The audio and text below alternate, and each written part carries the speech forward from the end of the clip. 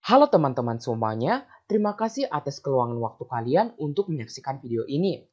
Jadi, kali ini kami sebagai kelompok 2 dari kelas 12 MIPA 1 akan mempresentasikan hasil kerja dan diskusi kami mengenai materi kimia kelas 12 pada bab yang kedua, yaitu reaksi redoks dan elektrokimia.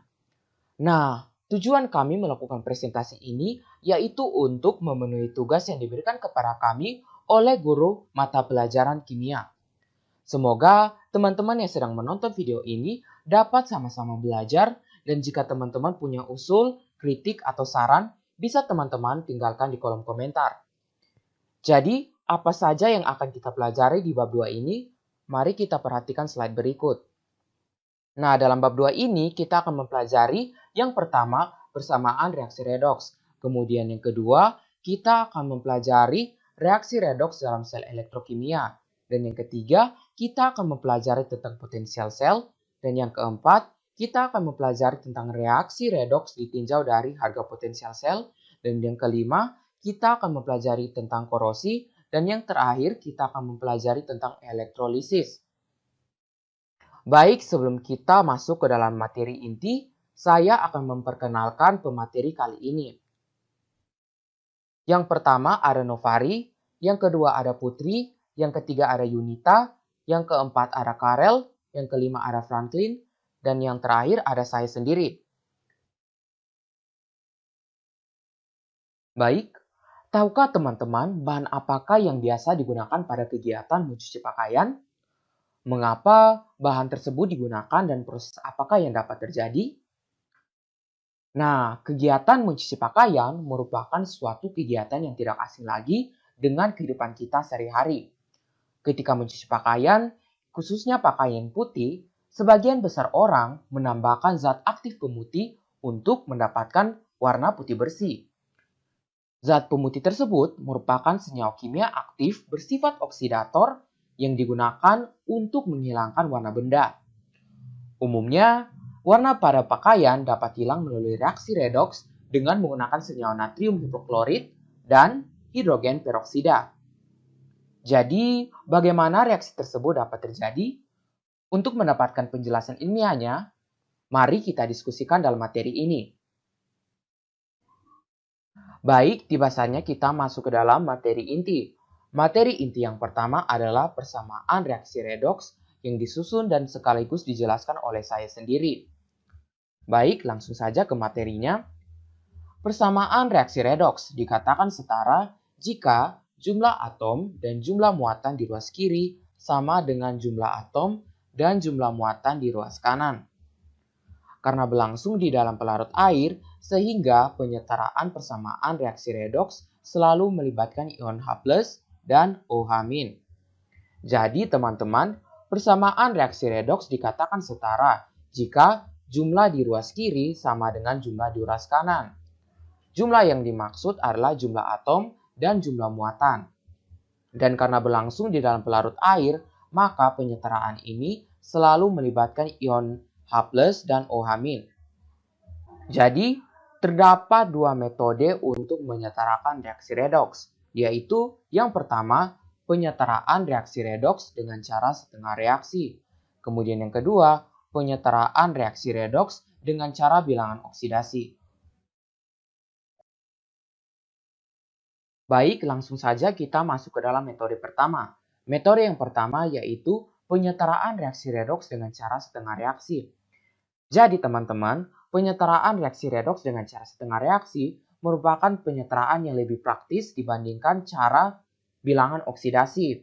Dan penyetaraan reaksi redoks dengan cara setengah reaksi ini dapat berlangsung dalam suasana asam maupun dalam suasana basa.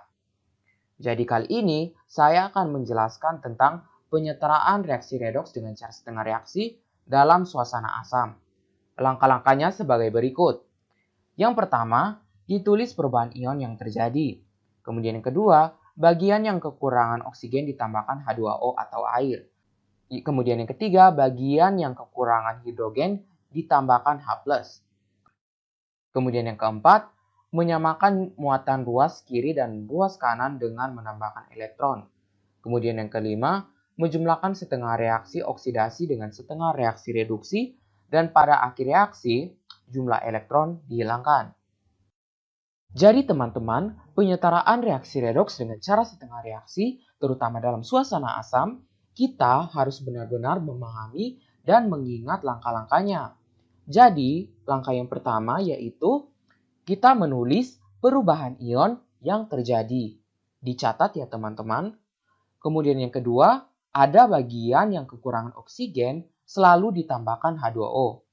Kemudian yang ketiga, teman-teman harus ingat bahwa ada bagian yang kekurangan hidrogen, selalu tambahkan H+. Dan yang keempat, kita diminta untuk menyamakan muatan ruas kiri dan ruas kanan dengan menambahkan elektron. Jadi kita harus menyamakan ruas kiri dan ruas kanan dengan menambahkan elektron ini. Kemudian yang kelima, kita menjumlahkan setengah reaksi oksidasi dengan setengah reaksi reduksi, dan pada akhir reaksi, jumlah elektron kita hilangkan. Jadi teman-teman selalu ingat untuk menjumlahkan setengah reaksi oksidasi dengan setengah reaksi reduksi, dan di akhirnya jumlah elektron itu kita hilangkan. Selanjutnya pada suasana basa, perhatikan langkah-langkah berikut. Yang pertama, ditulis perubahan ion yang terjadi. Kemudian yang kedua, bagian yang kekurangan oksigen ditambahkan OH-. Kemudian yang ketiga, bagian yang kekurangan hidrogen ditambahkan H2O. Kemudian yang keempat, menyamakan muatan ruas kiri dan ruas kanan dengan menambahkan elektron. Kemudian yang kelima, menjumlahkan setengah reaksi oksidasi dengan setengah reaksi reduksi, dan pada akhir reaksi jumlah elektron dihilangkan. Jadi teman-teman, penyetaraan reaksi redoks dengan cara setengah reaksi, terutama dalam suasana basa, kita juga harus memahami sekaligus mengingat langkah-langkahnya. Jadi, langkah-langkah yang teman-teman harus perhatikan yaitu yang pertama, kita selalu menulis perubahan ion yang terjadi. Dan yang kedua, teman-teman juga harus mengisi bagian yang kekurangan oksigen dengan menambahkan OH-. Kemudian yang ketiga, ada bagian yang kekurangan hidrogen, kita bisa tambahkan H2O. Kemudian yang keempat, kita samakan muatan ruas kiri dan ruas kanan dengan menambahkan elektron itu. Kemudian yang kelima, kita selalu memperhatikan untuk menjumlahkan setengah reaksi oksidasi dengan setengah reaksi reduksi, dan pada akhir reaksi sendiri, jumlah elektron itu dihilangkan. Jadi teman-teman, saat kita masuk ke dalam akhir reaksi, jumlah elektron itu akan dihilangkan. Metode yang kedua yaitu penyetaraan reaksi redoks dengan cara bilangan oksidasi. Langkah-langkahnya sebagai berikut. Yang pertama, menentukan unsur-unsur yang mengalami perubahan bilangan oksidasi dan menuliskannya di atas bilangan atomnya. Jadi di sini ada persamaan reaksi yang belum setara yaitu K2Cr2O7 ditambah H2C2O4 ditambah H2SO4 menghasilkan K2SO4 ditambah Cr2SO4 3 kali ditambah CO2 ditambah H2O. Jadi di sini kita diminta untuk menentukan unsur-unsur yang mengalami perubahan bilangan oksidasi. Maka unsur yang mengalami perubahan oksidasi adalah Cr dan di sini adalah C. Di sini Cr mengalami perubahan bilangan oksidasi dari plus 12 menjadi plus 6. Kemudian unsur C mengalami perubahan dari plus 6 menjadi plus 4. Maka perubahan bilangan oksidasi itu kita bisa tulis di atas lambang atomnya. Seperti bagian ini. Pada Cr dituliskan plus 12. Kemudian di C di bagian ruas kiri dituliskan plus 6. Kemudian di ruas kanan si Cr kita tuliskan plus 6 di atas bilangan atau di atas lambang atomnya. Kemudian C kita tambahkan plus 4. Menuliskan plus 4 di atas lambang atomnya. Langkah yang kedua, menyamakan unsur-unsur yang mengalami perubahan bilangan oksidasi. Jadi di sini kita diminta untuk menyamakan unsur-unsur yang mengalami perubahan bilangan oksidasi. Di sini unsur-unsur yang terlibat adalah Cr dan C yang mengalami perubahan bilangan oksidasi. Yang pertama Cr ini sudah setara, di bagian kiri Cr sudah setara karena di sini di bagian kiri Cr di sini tertulis Cr2. Kemudian di sebelah ruas kanan Cr juga 2. Sedangkan pada reaksi tadi, C ini belum setara. Di bagian kiri C-nya ada 2, sedangkan di bagian ruas kanan C-nya belum setara atau C-nya cuma 1. Jadi di sini kita tambahkan koefisien 2 agar C-nya ini setara dengan bagian kiri. Kemudian, menentukan jumlah elektron yang dibebaskan dan jumlah elektron yang ditangkap berdasarkan perubahan bilangan oksidasi dan jumlah atom yang mengalami perubahan bilangan oksidasi. Jadi di sini kita diminta untuk menentukan jumlah elektron yang dibebaskan dan jumlah elektron yang ditangkap berdasarkan perubahan bilangan oksidasi dan kemudian jumlah atom yang mengalami perubahan bilangan oksidasi. Jadi di sini Cr mengalami perubahan dari plus 12 menjadi plus 6. Kemudian C di sini dari plus 6 menjadi plus 8. Jadi pada Cr2 ini kita dapat simpulkan bahwa perubahan dari plus 12 menjadi plus 6 yaitu dia menangkap 6 elektron, sedangkan pada C dia membebaskan 2 elektron. Selanjutnya, kita diminta untuk menyamakan jumlah elektron yang diterima dan jumlah elektron yang dilepaskan dengan cara mengalihkannya. Di tahap ini, kita harus menyamakan jumlah elektron yang diterima dan jumlah elektron yang dilepaskan dengan cara mengalihkannya. Di sini Cr menerima 6 elektron, sedangkan C di sini melepaskan 2 elektron. Nah, di sini kita harus menyamakan jumlah elektron yang diterima dan jumlah elektron yang dilepaskan. Maka 6 elektron yang diterima C ini dikalikan 1. Kemudian yang C ini yang menerima 2 elektron ini dikalikan 3 supaya hasilnya di sini 6, di sini juga 6. Jadi hasilnya sama, jumlah elektron Cr dengan C ini sama. Maka dihasilkan K2Cr2O7 ditambah 3H2C2O4 ditambah H2SO4 menghasilkan K2SO4 ditambah Cr2SO4 3 kali ditambah 6CO2 ditambah H2O. Dan tahap terakhir, tentukan koefisien reaksi zat-zat lain. Reaksi sebelumnya yang belum berisi koefisiennya adalah H2SO4, K2SO4, dan H2O. Jumlah atom S di sebelah kiri itu sama dengan 1. Dan jumlah atom S di sebelah kanan sama dengan 4. Sehingga koefisien H2SO4 sama dengan 4. Kemudian koefisien K2SO4 sama dengan 1. Dan jumlah atom H di ruas kiri sama dengan 14. Jumlah atom H di ruas kanan sama dengan 2, sehingga koefisien H2O sama dengan 7. Jadi kesimpulannya, persamaan reaksinya itu K2Cr2O7 ditambah 3H2C2O4 ditambah 4H2SO4 menghasilkan K2SO4 ditambah Cr2SO4 3 kali ditambah 6CO2 ditambah 7H2O.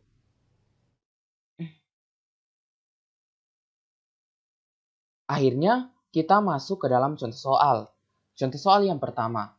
Tentukan bilangan oksidasi belerang pada senyawa berikut.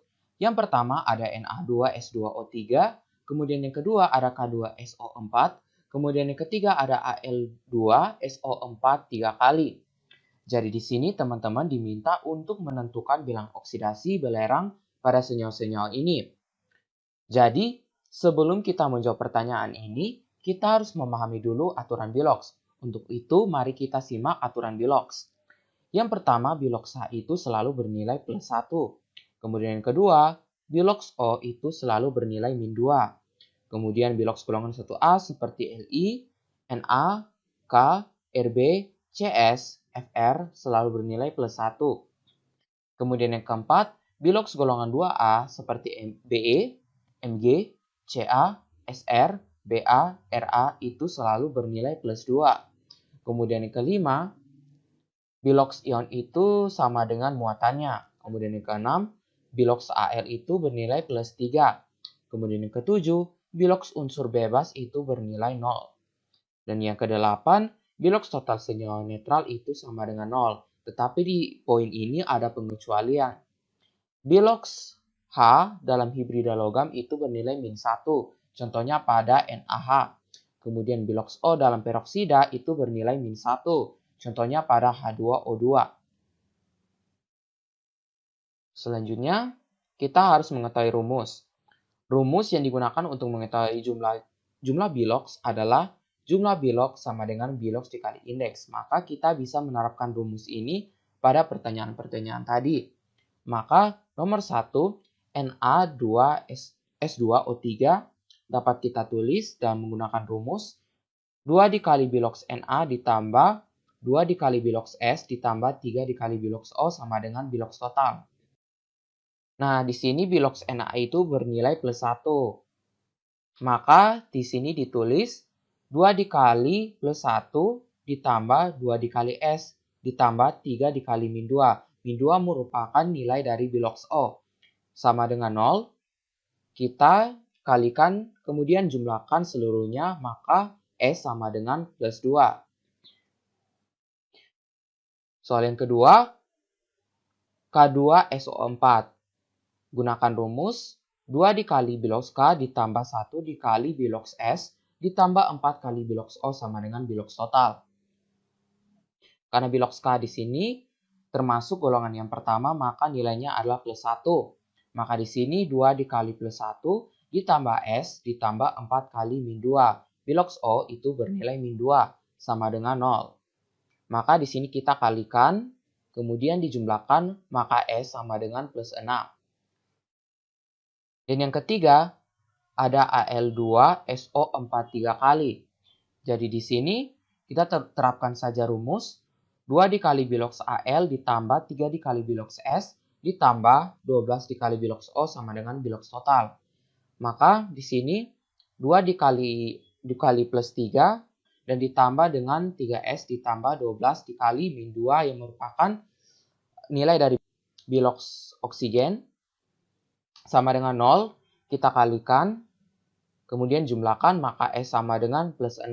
Untuk itu, Na2S2O3, S-nya sama dengan plus 2, kemudian K2SO4, S-nya sama dengan plus 6, kemudian yang ketiga, Al2SO4 3 kali, S-nya sama dengan plus 6. Berikut,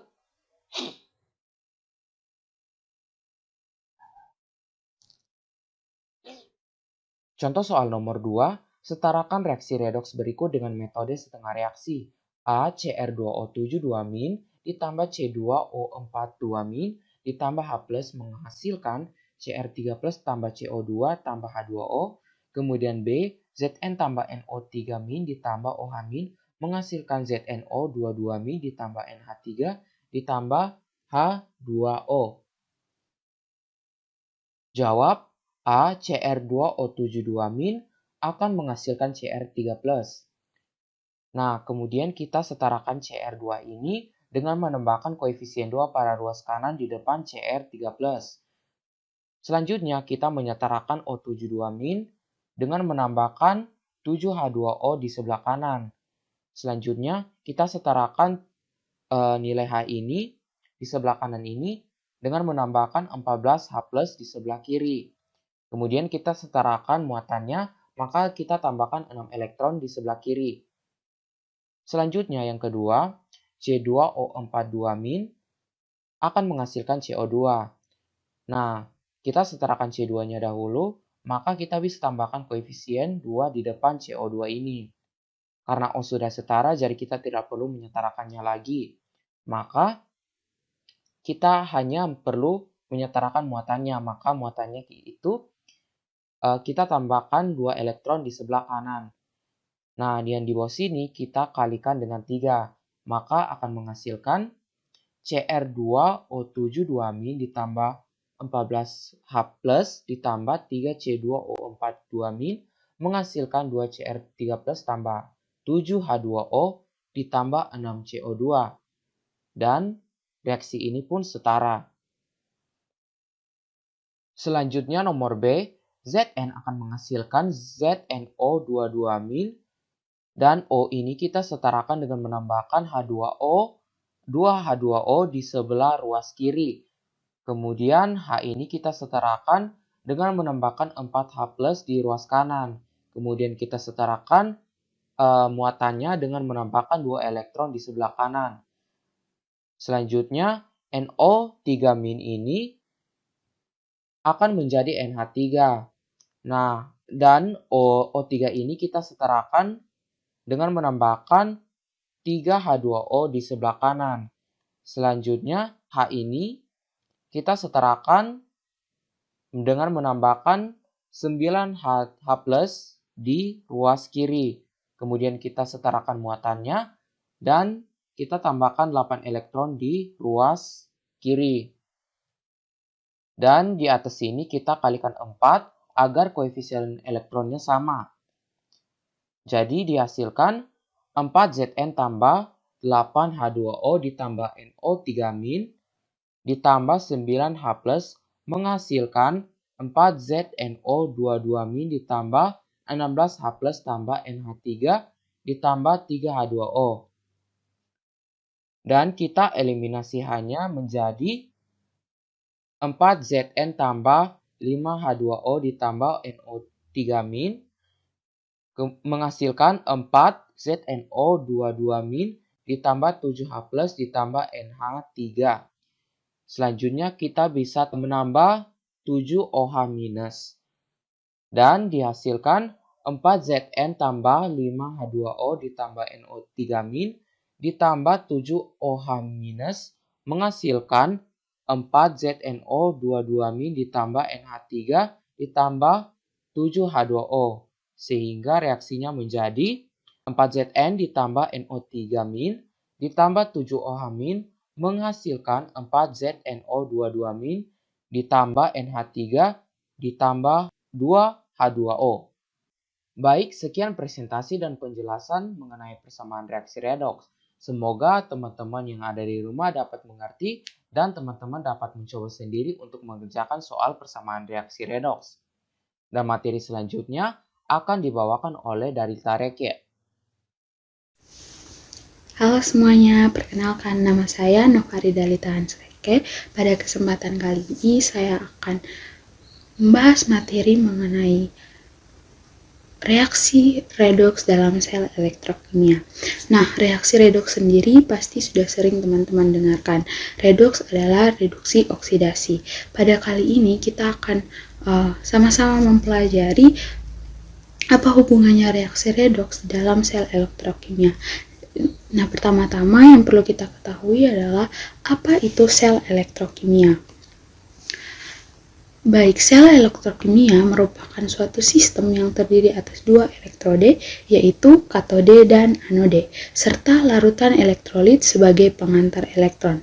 Pada katode terjadi reaksi reduksi dan pada anode terjadi reaksi oksidasi. Ini adalah salah satu hubungan antara sel elektrokimia dan reaksi redoks atau hubungan adanya reaksi redoks dalam sel elektrokimia. Setelah mengetahui pengertian dari sel elektrokimia, kita tentu perlu mengetahui apa saja macam-macam sel elektrokimia. Nah, sel elektrokimia terdiri atas dua macam, yaitu yang pertama, sel Volta atau sel Galvani. Dalam sel ini, energi kimia diubah menjadi energi listrik atau reaksi redoks menghasilkan arus listrik. Dapat kita lihat pada gambar berikut. Nah, selanjutnya, bila logam seng dimasukkan ke dalam larutan tembaga 2 sulfat CuSO4 terjadi reaksi sebagai berikut. Zn plus CuSO4 menjadi ZnSO4 plus Cu.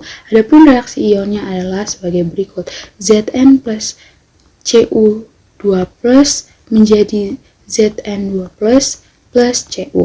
Zn sendiri membebaskan 2 elektron dan Cu2 plus menangkap 2 elektron tersebut. Pada reaksi redoks terjadi perpindahan elektron secara langsung. Sel Volta atau sel Galvani dapat menghasilkan arus listrik dan berlangsung secara spontan. Sel Volta adalah sel elektrokimia yang menghasilkan arus listrik. Bisa kita perhatikan sel Volta dengan elektrod Cu dan Zn pada gambar sebelumnya yang telah ditampilkan. Selanjutnya, sel yang kedua yakni sel elektrolisis. Dalam sel ini, energi listrik diubah menjadi energi kimia atau arus listrik menghasilkan reaksi redoks. Nah, bisa kita lihat pada gambar di samping. Untuk teman-teman, agar kita tidak kebingungan ketika melihat kedua gambar antara sel volta dan sel elektrolisis seperti sama-sama saja. Jadi, mari kita lihat apa perbedaan dari sel volta atau sel galvani dengan sel elektrolisis. Nah, perbedaan sel volta dan sel elektrolisis ialah sel volta adalah salah satu sel elektrokimia yang mampu menghasilkan listrik secara spontan seperti yang telah dijelaskan, dan listrik ini dihasilkan dari reaksi kimia yang berlangsung di dalam larutan. Sedangkan sel elektrolisis sendiri merupakan sel elektrokimia yang mengalami reaksi kimia saat arus listrik dialirkan menuju sel tersebut. Dengan demikian, di dalam sel volta atau sel galvani terjadi reaksi spontan dan reaksi non-spontan berlangsung pada sel elektrolisis. Meskipun demikian, di dalam kedua jenis sel tersebut tetap mengandung elektroda. Perbedaan keduanya juga dapat dilihat dari sifat anoda serta katoda dan sumber elektron untuk sel, di mana di dalam sel elektrolisis anoda bermuatan positif. Hal ini dikarenakan anoda menarik anion dari dalam larutan, dan untuk katoda dia sebaliknya bermuatan negatif. Sedangkan sel volta atau sel galvani sendiri anodanya bermuatan negatif, sebab oksidasi spontan yang terjadi pada anoda merupakan sumber elektron sel atau disebut muatan negatif, dan sebaliknya katoda pada sel volta atau galvani bermuatan positif. Nah, untuk perbedaan lainnya dari sel volta dan sel elektrolisis dapat kita lihat pada tabel berikut ini.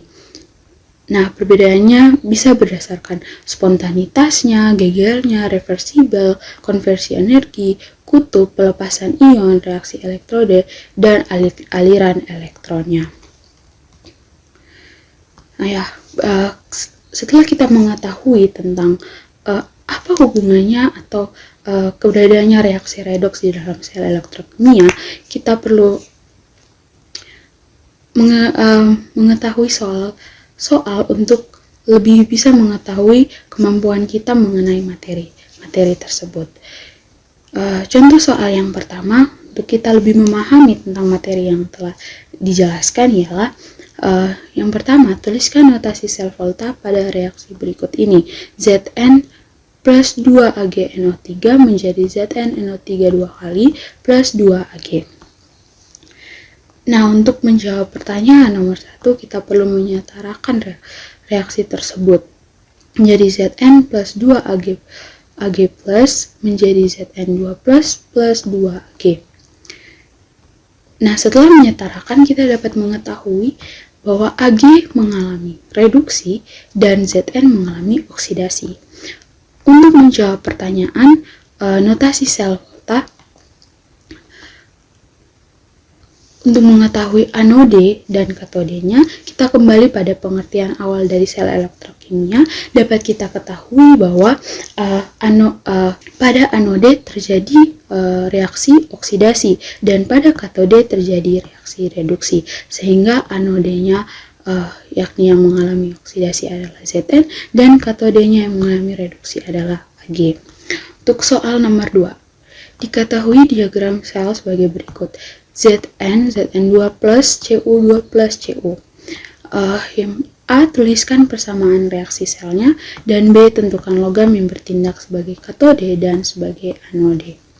Nah, berdasarkan reaksi tersebut, agar lebih mudah kita akan mencari tahu tentang unsur mana yang merupakan reduksi dan mana yang merupakan oksidasi.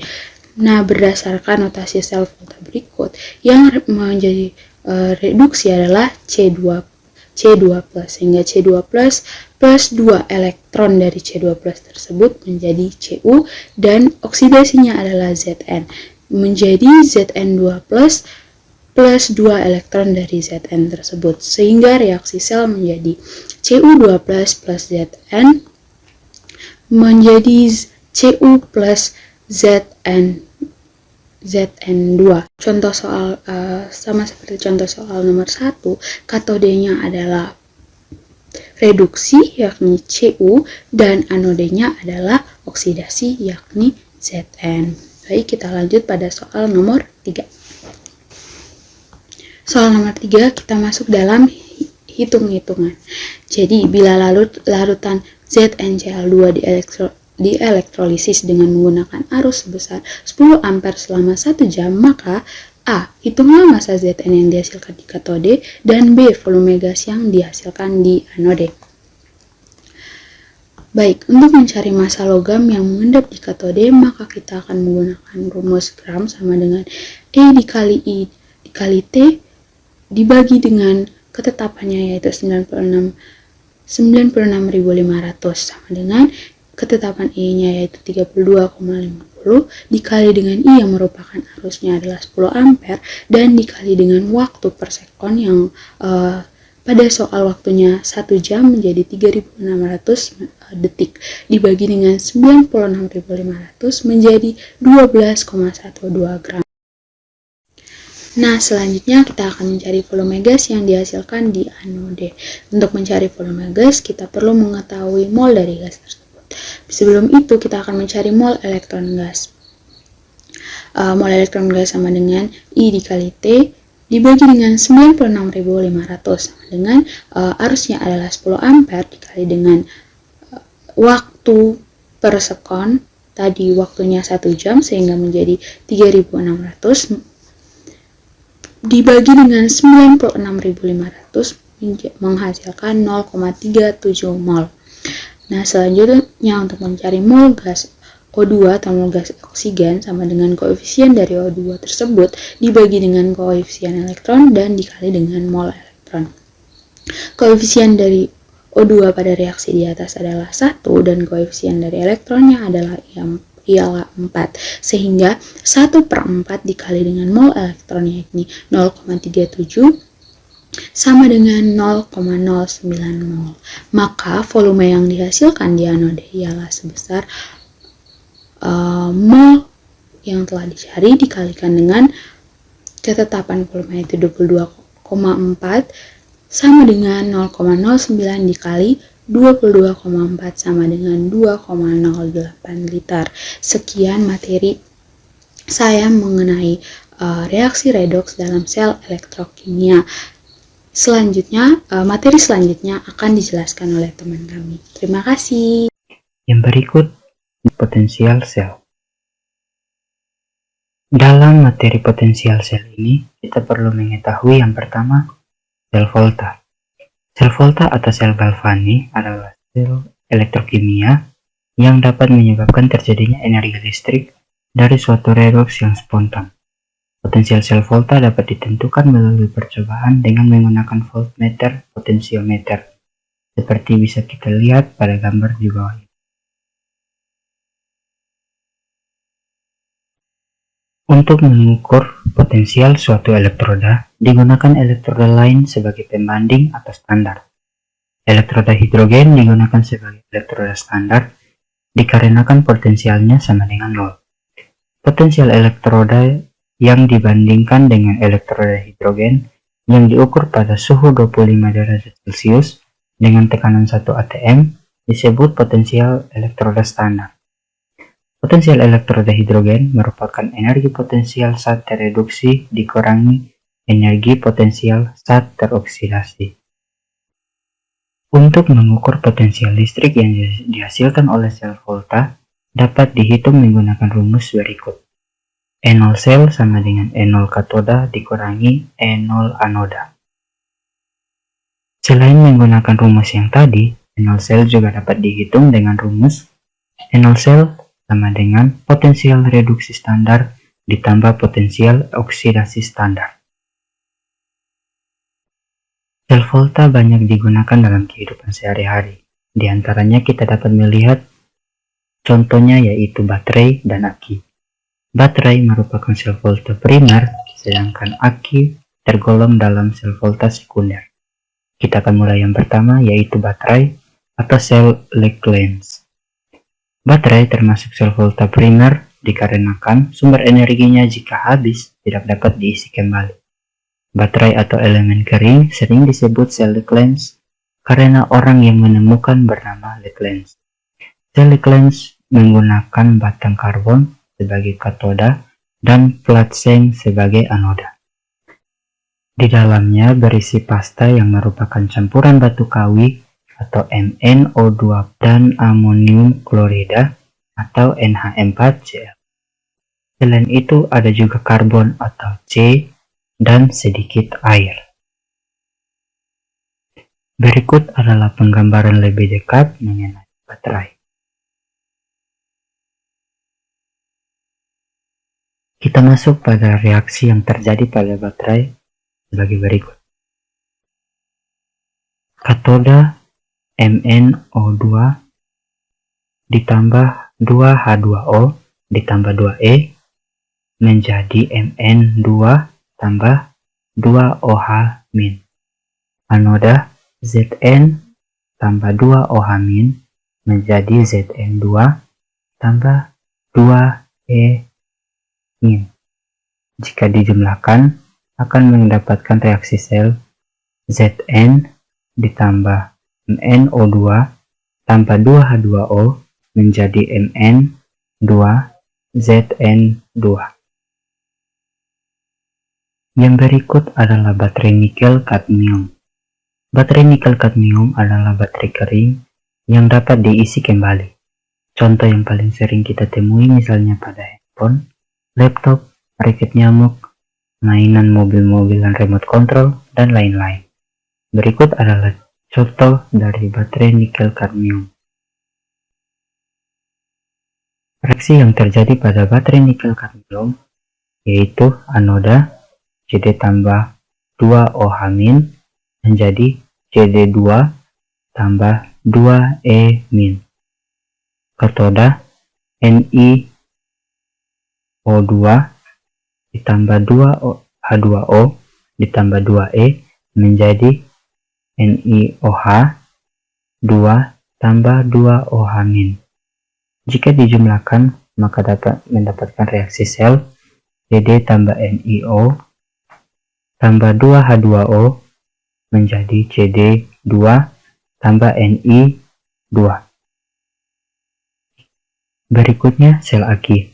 Sel aki tergolong jenis sel volta sekunder karena jika zat yang ada di dalam aki habis, maka dengan mengalirkan arus listrik ke dalam sel aki, zat semula akan terbentuk sehingga sel aki dapat berfungsi lagi. Berikut adalah gambaran lebih dekat mengenai sel aki.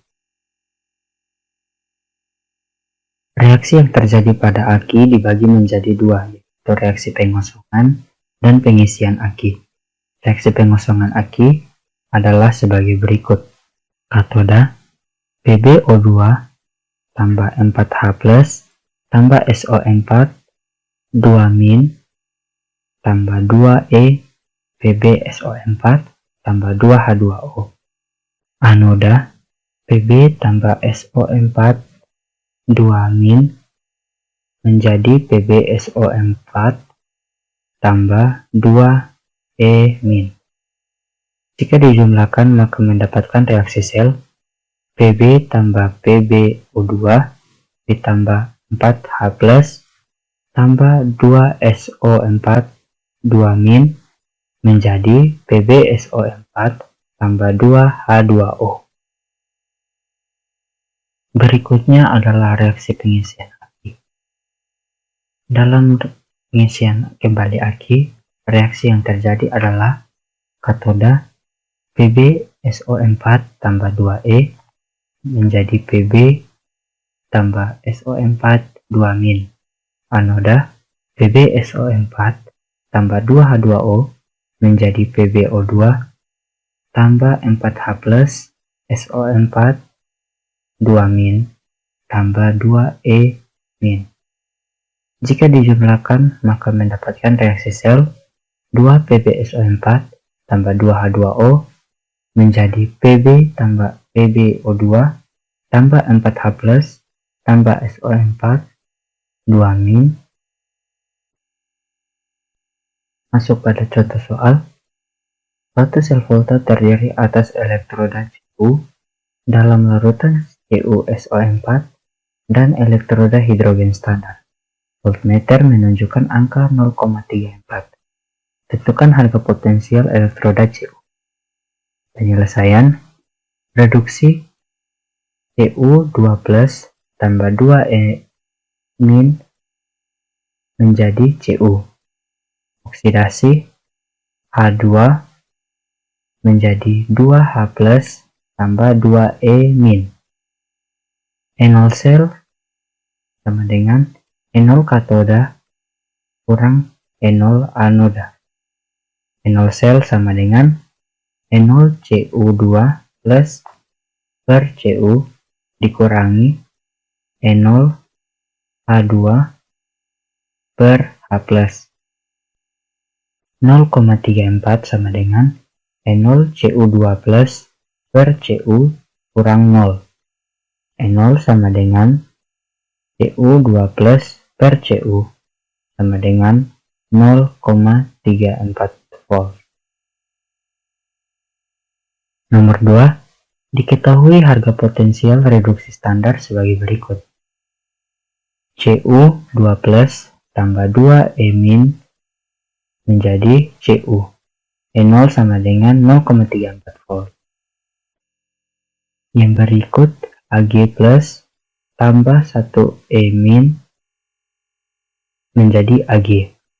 E0 sel sama dengan 0,80 volt. Tentukan harga potensial sel Cu per Cu2 plus tempatan garam Ag plus per Ag. Penyelesaian. Reduksi sama dengan Ag plus tambah 1E- menjadi Ag. Jembatan garam U2 E0 sama dengan 0,80 volt. Oksidasi Cu menjadi Cu2 plus tambah 2E- E0 sama dengan min 0,34 volt. Dijumlahkan, maka mendapatkan reaksi sel 2Ag plus tambah Cu menjadi 2Ag tambah Cu2 plus E0 sama dengan 0,46. Contoh soal yang ketiga. Diketahui E0 Ag plus per Ag sama dengan positif 0,80 volt. E0 Cu2 plus per Cu sama dengan plus 0,34 volt. E0 Pb2 plus per Pb sama dengan min 0,13 volt. E0 Fe2 plus per Fe sama dengan min 0,44 volt. E0 Zn2 plus per Zn sama dengan min 0,74 volt. Manakah dari reaksi sel berikut yang mempunyai potensial sel terbesar? Penyelesaian. Potensial terbesar terjadi dari potensial sel reduksi paling positif, yaitu E0 Ag, dengan potensial reduksi paling negatif, yaitu E0 Zn, serta reaksi Ag harus reduksi dengan reaksi Zn harus oksidasi. Maka jawaban yang tepat adalah Ag plus per Ag jembatan garam Zn per Zn2+. Halo semua, saya Yunita Taopan dan di sini saya akan menjelaskan tentang reaksi redoks ditinjau dari harga potensial sel. Nah, dalam materi saya kali ini kita akan sama-sama belajar tentang cara menentukan harga potensial sel volta, deret volta, dan sifat-sifat deret volta. Oke, kita masuk ke dalam materi. Berdasarkan daftar potensial elektroda standar, kita dapat meramalkan berlangsung atau tidak berlangsungnya suatu reaksi. Nah, teman-teman, untuk memahami pernyataan ini, mari kita lihat contoh soal berikut. Set N menjadi set N2 plus tambah 2E min. E0-nya sama dengan 0,76 volt. Cu2 plus tambah 2E min menjadi Cu, E0-nya sama dengan 0,34 volt. Setelah dijumlahkan menjadi set N tambah Cu2 plus menjadi set N2 plus tambah Cu. E0-nya sama dengan positif 1,10 volt. Harga potensial sel menunjukkan positif 1,10 volt. Berarti reaksi ini dapat berlangsung. Sesuai dengan pernyataan yang tadi kita baca bersama, untuk meramalkan suatu reaksi, kita lihat dari nilai E0 selnya. Kalau hasil dari nilai E0 selnya itu positif, berarti reaksi dapat berlangsung. Tapi, jika nilai E0 selnya itu negatif, maka reaksi tersebut tidak dapat berlangsung. Selanjutnya, harga potensial suatu reaksi atau potensial sel volta juga dapat digunakan untuk meramalkan berlangsungnya suatu reaksi. Harga potensial sel tersebut dapat kita hitung dengan menggunakan harga potensial standar masing-masing elektrode. Rumusnya E0 sel sama dengan E0 reduksi kurang E0 oksidasi. Nah, di sini ada E0 reduksi dan E0 oksidasi. Maka kita perlu menentukan reaksi mana yang merupakan reaksi oksidasi dan reaksi mana yang merupakan reaksi reduksi.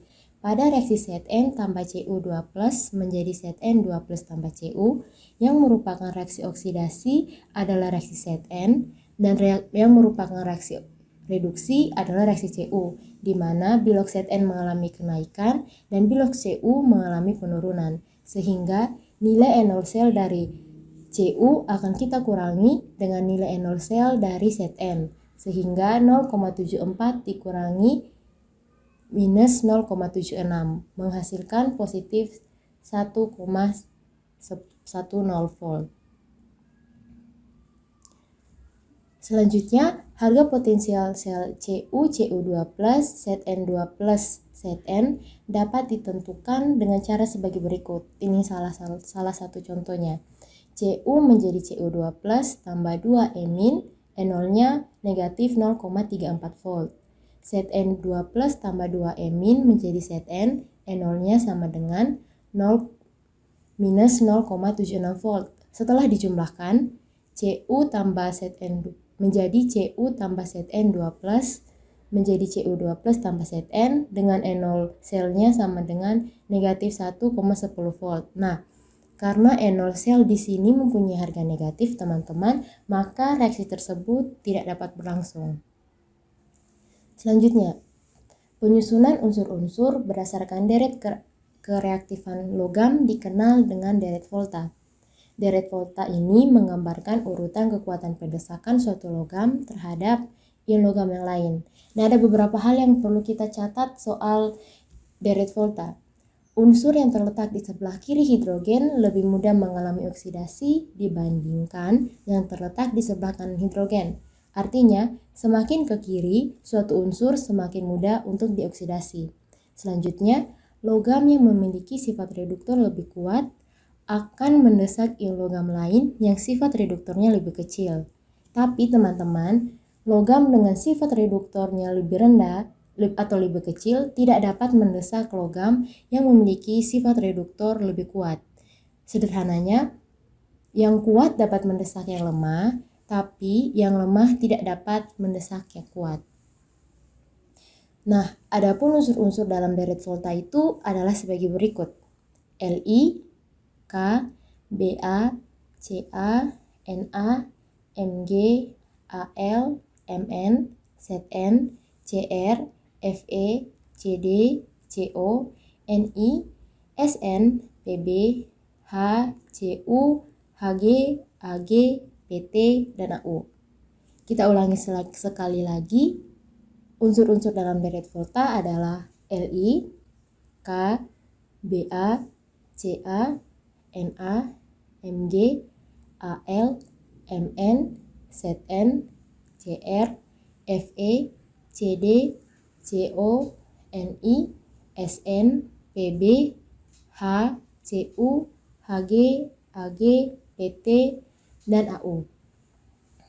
Teman-teman, Logam di sebelah kiri H memiliki enol sel negatif, sedangkan di sebelah kanan H memiliki enol sel positif.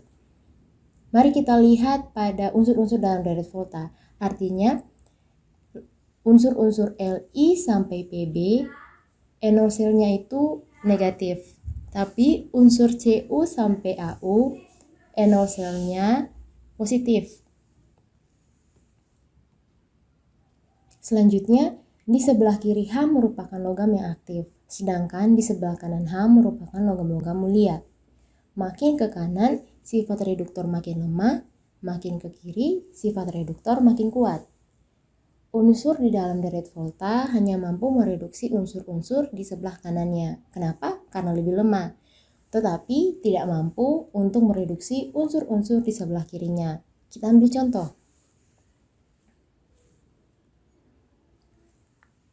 Unsur Ca, Na, dan Mg.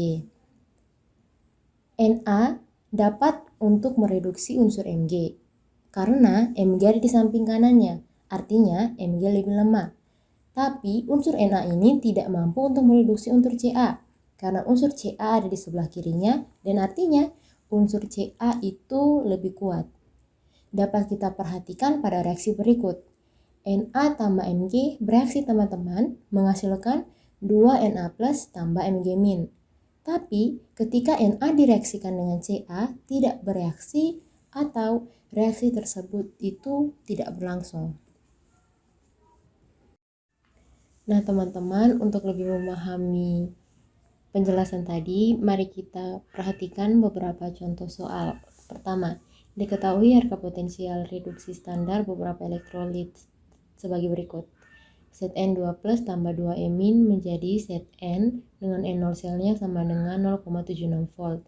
Pb tambah 2E min menjadi Pb, enol selnya sama dengan minus 0,13 volt. Ba2 plus tambah 2E min menjadi Ba, enol selnya sama dengan minus 2,9 volt. Mn2 plus tambah 2E min menjadi Mn dengan enol selnya sama dengan minus 1,03 volt.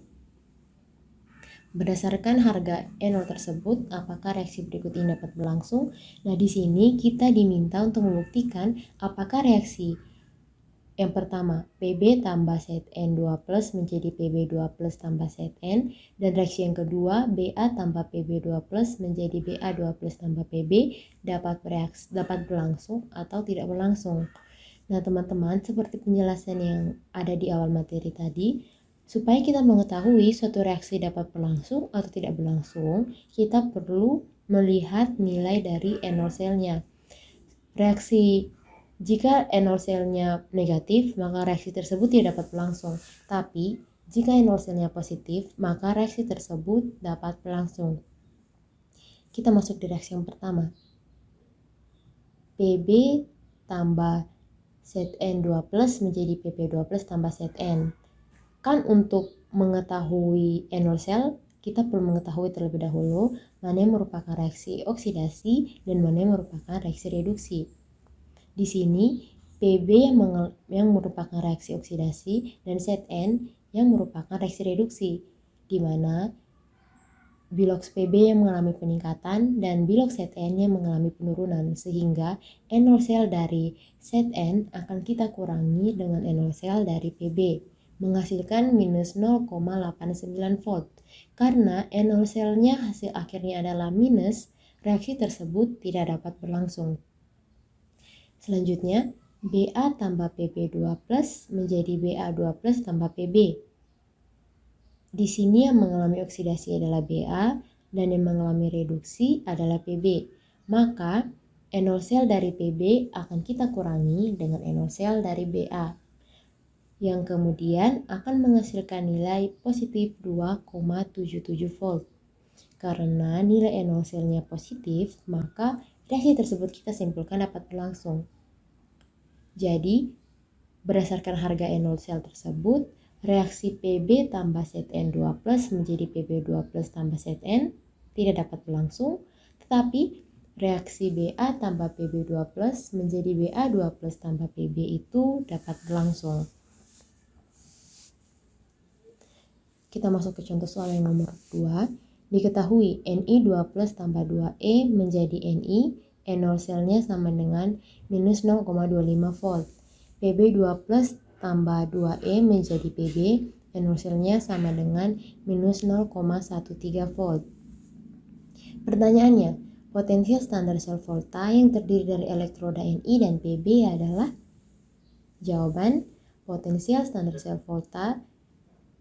Untuk menentukan potensial standar sel volta, kita perlu mengetahui mana yang reaksi oksidasi dan mana yang merupakan reaksi reduksi.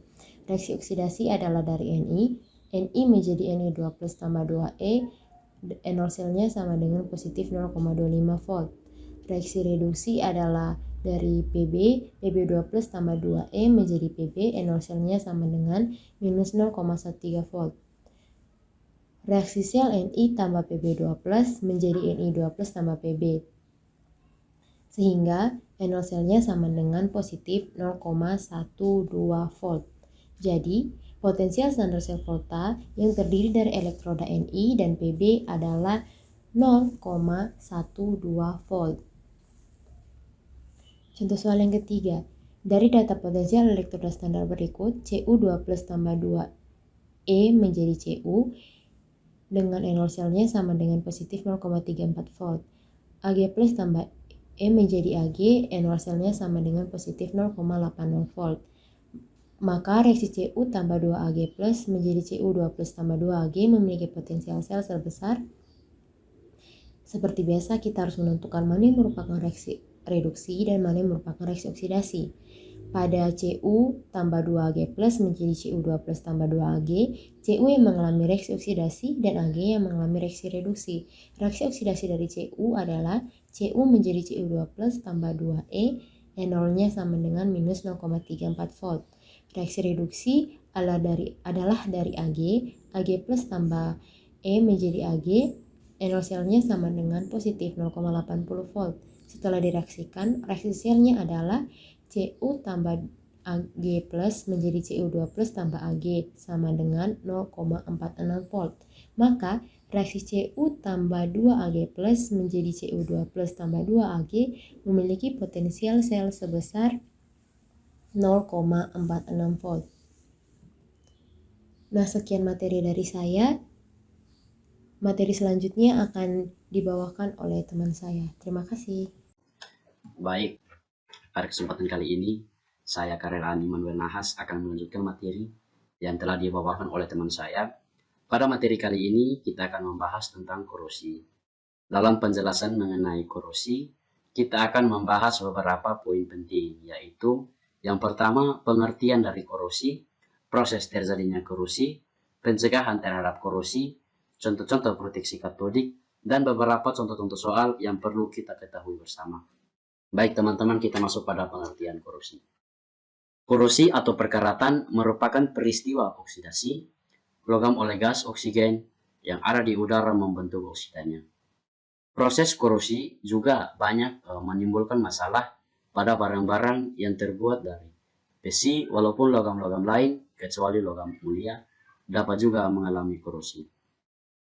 Proses perkaratan pada besi dapat berlanjut terus sampai seluruh bagian dari besi hancur.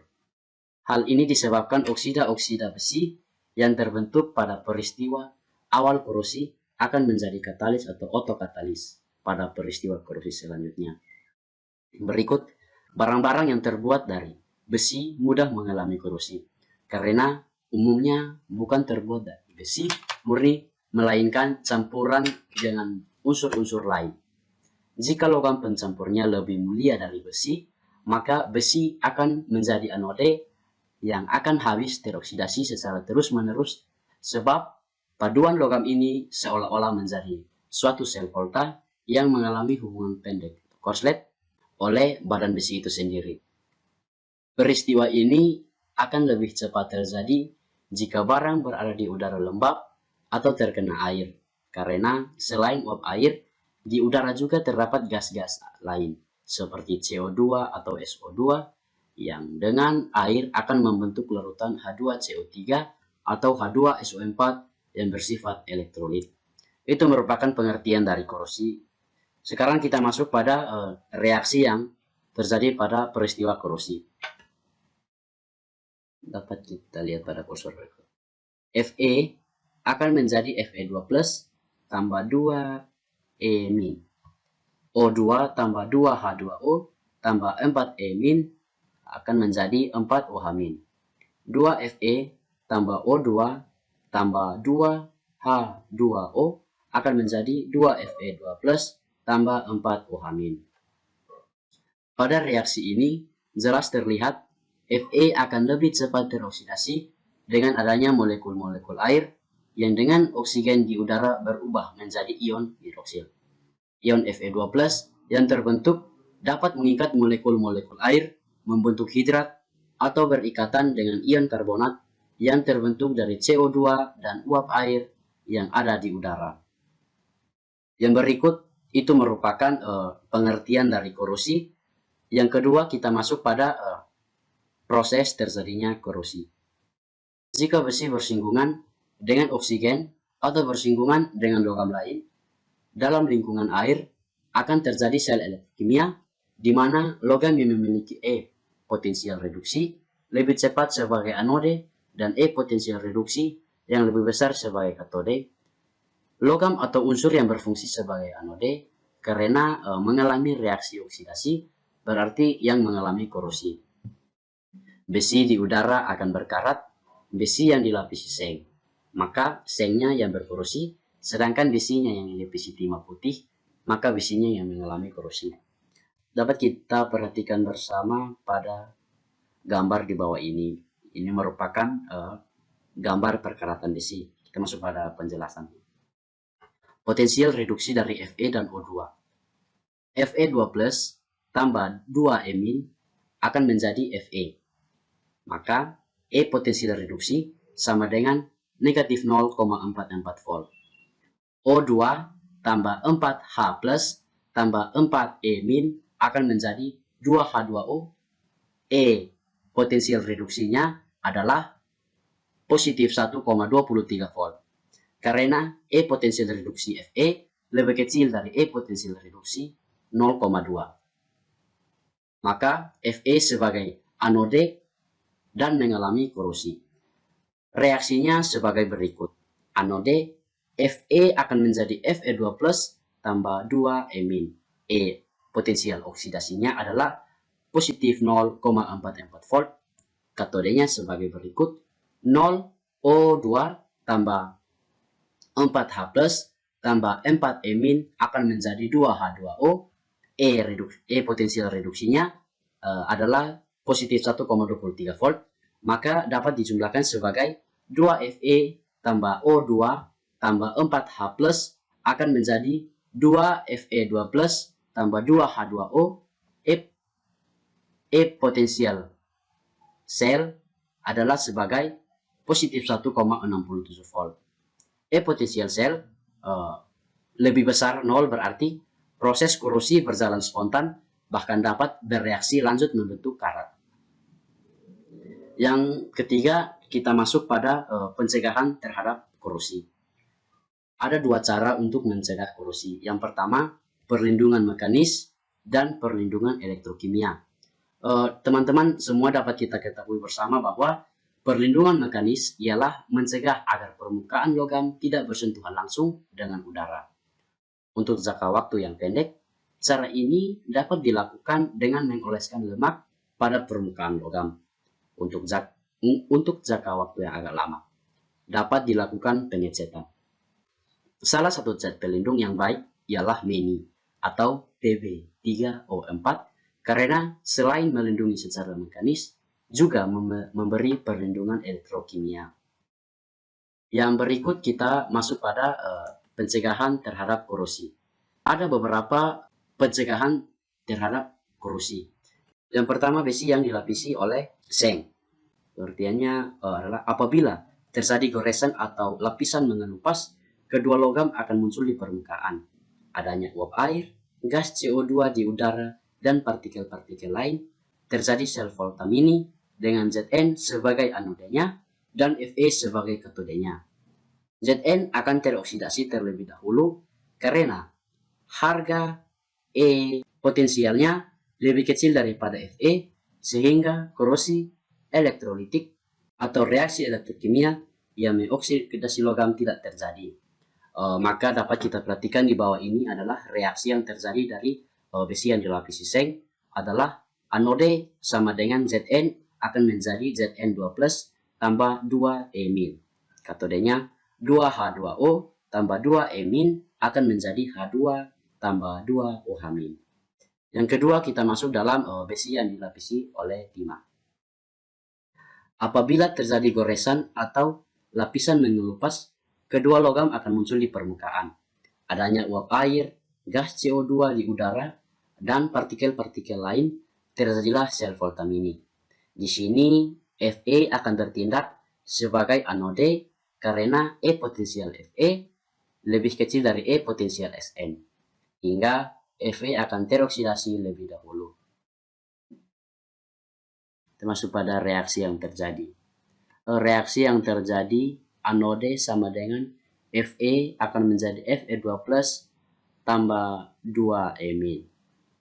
Katodenya dengan 2H2O tambah 2E- akan menjadi H2 tambah 2OH-. Kita masuk yang berikut. Kita masuk pada pencegahan terhadap korosi. Perlindungan elektrokimia. Perlindungan elektrokimia ialah mencegah terjadinya korosi elektrolitik atau reaksi elektrokimia yang mengoksidasi logam. Perlindungan elektrokimia ini disebut juga perlindungan katode atau proteksi katodik atau pengorbanan anode atau anodizing.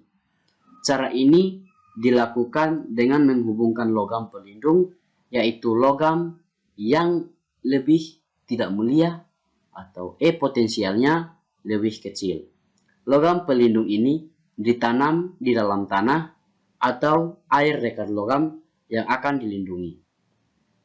Di sini akan terbentuk sel Volta raksasa dengan logam pelindung bertindak sebagai anode.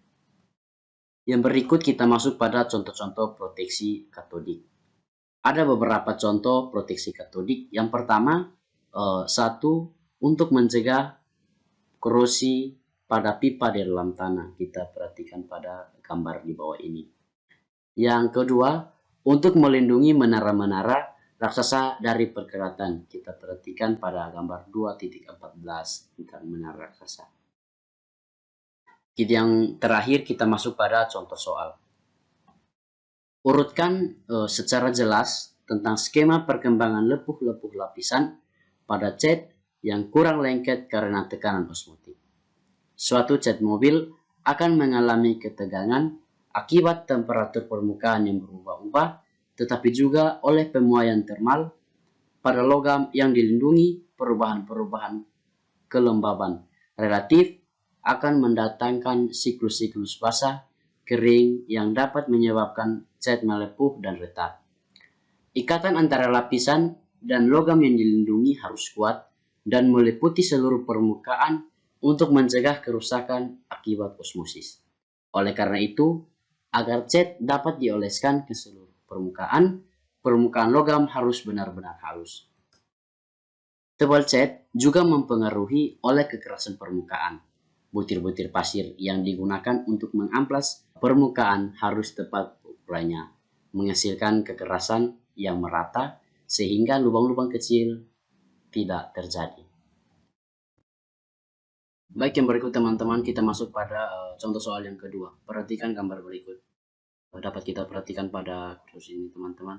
Urutan paku yang mengalami korosi paling cepat adalah dapat kita bahas bersama-sama. Korosi paling cepat terjadi jika ada air dan oksigen ditambah dengan garam dan pada keadaan terbuka. Pada keadaan tertutup, air yang dididihkan paling cepat mengatasi korosi. Jadi nomor 3 paling terakhir. Jawaban yang paling tepat adalah 51423. Yang berikut kita masuk pada contoh soal yang ketiga. Cara yang paling jitu untuk menyimpan paku besi agar tidak mudah berkarat adalah dengan untuk menyimpan paku, kita mengupayakan dengan cara yang gampang dan murah. tidak perlu kita mengupayakan dengan reaksi kimia. Cukup dengan menghindarkan paku dari faktor penyebab perkeratan, diantaranya gas oksigen, air, larutan elektrolit, permukaan besi. Kantung kain masih memungkinkan kontaknya paku dengan pemacu perkeratan.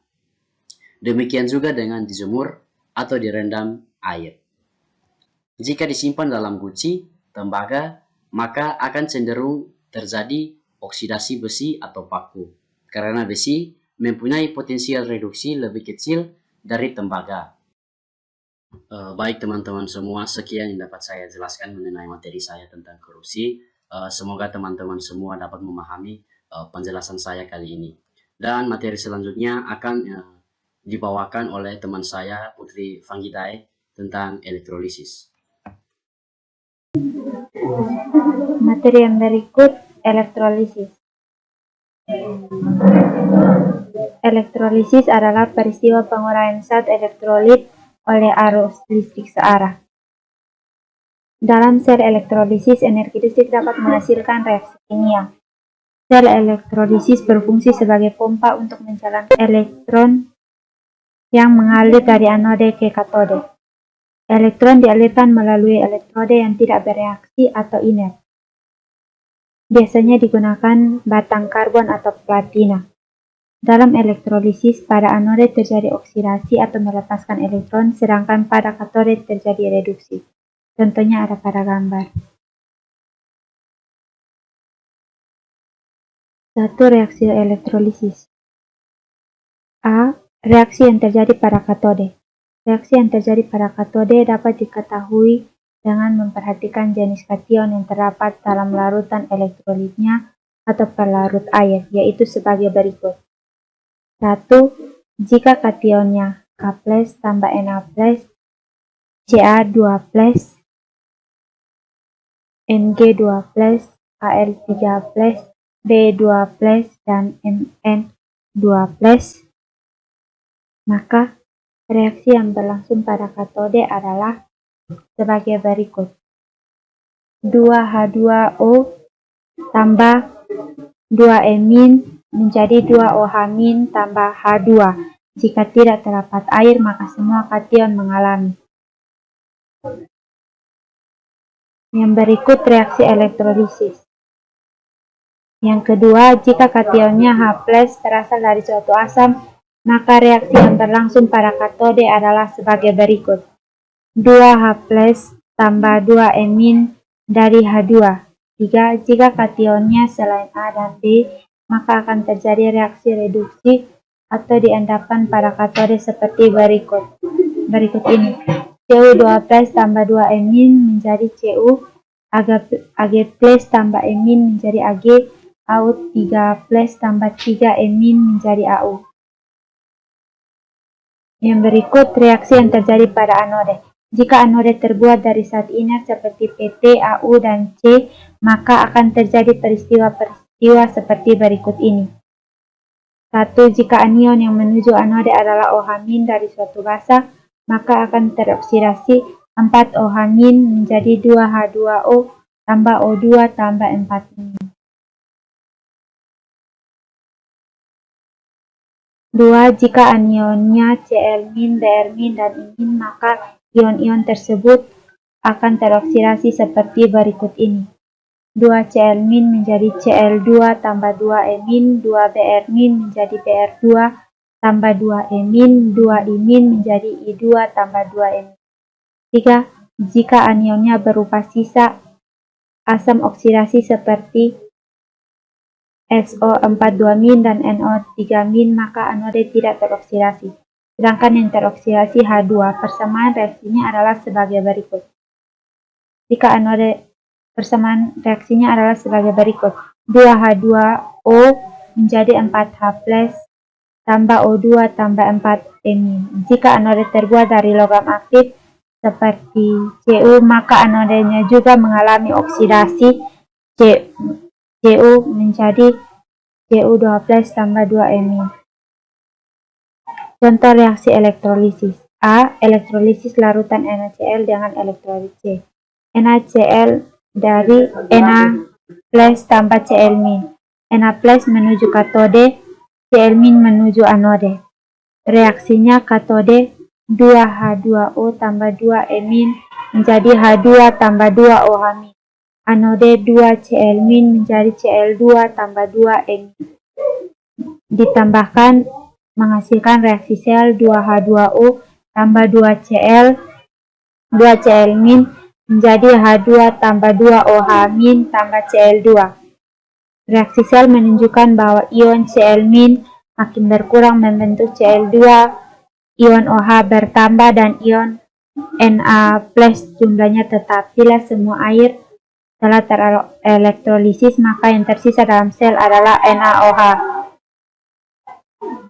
Contoh yang kedua, elektrolisis CuSO dengan elektroda Cu. CuSO4 menjadi Cu2 tambah Cu2+ tambah SO4 2-. Cu2+ menuju katode, SO4 2- menuju anode. Elektroda Cu adalah elektroda aktif sehingga Cu akan teroksidasi. Reaksinya katode Cu2+ tambah 2E- menjadi Cu. Anode Cu menjadi Cu2+ tambah 2E- dijumlahkan menjadi Cu anode dan Cu katode. Contoh soal 1. Apa yang terjadi pada katode dan anode dalam elektrolisis berikut ini? A. H2SO4, B. ZnOH2. Jawaban A. Ionisasi H2SO4 menjadi 2H+ tambah SO4 2- katode 2H+ tambah 2E- menjadi H2 anode 2H2O menjadi 4H+ tambah O2 tambah 4E. Semuanya dikalikan dengan 2, lalu ditambahkan menghasilkan elektrolisis 2H2SO4 tambah 2H2O menjadi 2H2 2SO4 2- tambah 4H+ tambah O2. Pada katode terbentuk gas H2 dan pada anode terbentuk gas O2. Hukum Faraday 1 berbunyi total zat yang dihasilkan pada elektrode berbanding lurus dengan total muatan listrik yang mengalir melalui sel elektrolisis. Muatan listrik sebesar 1 Faraday dapat menyebabkan 1 gram ekivalen. Massa zat hasil elektrolisis yang terbentuk pada katode maupun anode dirumuskan sebagai berikut.